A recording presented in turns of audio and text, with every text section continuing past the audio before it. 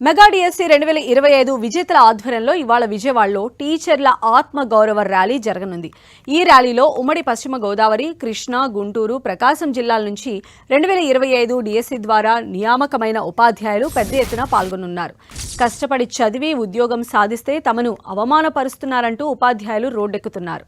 YCP నేతలు చేస్తున్న విమర్శలకు ధీటుగా ఈ ర్యాలీ తీస్తున్నారు. విజయవాడలోని ఇందిరాగాంధీ మున్సిపల్ స్టేడియం దగ్గర నుంచి అంబేద్కర్ స్మృతివనం వరకు భారీగా ర్యాలీ తీయనున్నారు. అనంతరం తమపై విమర్శలు చేసే వారికి మంచి బుద్ధి ప్రసాదించాలని అంబేద్కర్ విగ్రహానికి వినతి పత్రం సమర్పించనున్నారు.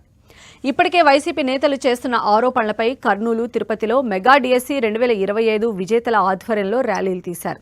తాజాగా ఇప్పుడు మరో 3 జిల్లాల ఉపాధ్యాయులు ఇవాళ విజయవాడలో ర్యాలీ తీస్తున్నారు.